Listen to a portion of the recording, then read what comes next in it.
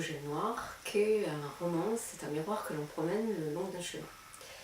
À travers cette phrase, il nous pose la question de savoir le lien entre l'écriture romanesque et la réalité. La vérité avec un grand V. Est-ce que écrire un roman, c'est simplement refléter cette réalité? À travers mes écrits, moi je cherche plus à m'interroger sur cette réalité qu'à la refléter strictement. Je me pose plus comme un témoin de situations diverses vécues par des individus que je croise plus ou moins.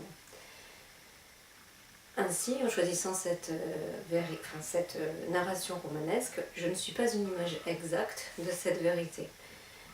Uniquement un point de vue, un point d'interrogation, une exclamation. Je ne mène pas d'enquête scientifique, mon écriture est subjective. Et plus qu'un miroir que je promène, moi je m'analyse comme une éponge.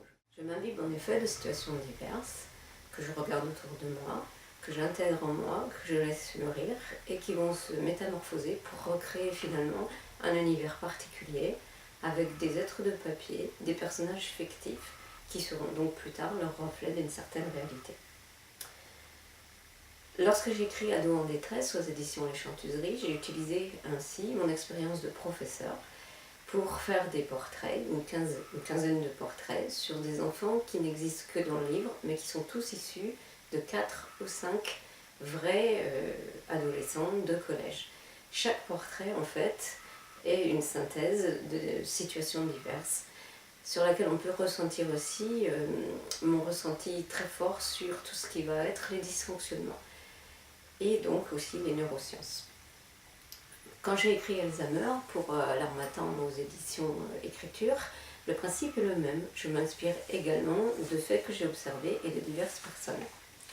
La première partie du récit commence par la voix de la grand-mère, Elsa. Elle dit « J'ai du mal à comprendre, à les comprendre, à me comprendre. Je suis perdue dans un labyrinthe où une force obscure m'a projetée. Je n'ai rien demandé, je ne trouve pas l'issue et me heurte sans cesse à chaque pas à des murs insondables, des immeubles d'interrogation. Par où commencer? Par où m'échapper? » Elsa, qui est le personnage principal, est soignée pour une mélancolie depuis plusieurs années. À travers cette mélancolie, elle a eu plusieurs traitements et plusieurs hospitalisations. Et en dépit de tout ceci, elle sombre.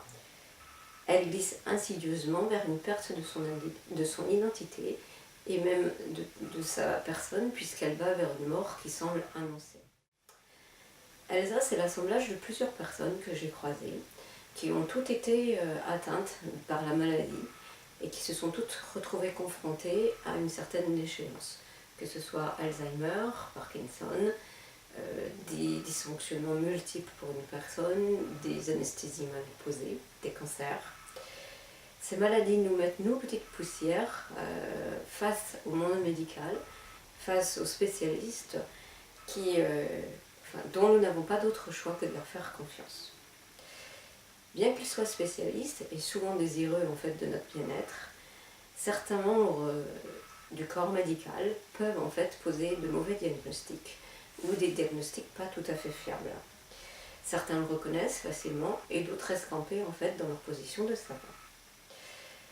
Alors, lorsque le problème de la science, et en particulier des neurosciences, en particulier de la neurologie et tout ce qui va concerner notre cerveau qui est extraordinaire, s'affronte au problème de la réalité, on peut se dire qu'il n'y a plus de vérité, mais plus une approche et on essaie d'aller vers le plus juste. Ce sont toutes ces interrogations sur ce qui est exact, sur l'état de nos connaissances en neurologie qui ont donné naissance à Alzheimer, pour interroger et aussi susciter une prise de distance face à tout ce qui peut plomber un individu, un diagnostic pas toujours tout à fait fiable. Dans le roman, la petite fille d'Elsa, Sophie, va accompagner sa grand-mère et va découvrir au fur et à mesure que tous les diagnostics médicaux qu'elle pensait vraiment fiables, finalement peuvent être discutables. Elles vont aussi tenter de dépasser leur désarroi et de comprendre pour échapper à une confusion où il semblerait parfois que le malade ne soit pas la priorité du corps médical. Et c'est parce que j'ai écouté le désarroi de vraies personnes qui m'ont renvoyé toutes leurs inquiétudes. Je n'ai pas pu fermer la porte et je n'ai pas pu me dire que cela ne me regardait pas. Donc finalement, écrire un roman, c'est peut-être tout simplement se faire le haut-parleur pour alerter sur des problèmes de société qui sont inquiétants et qui sont majeurs pour notre société présente.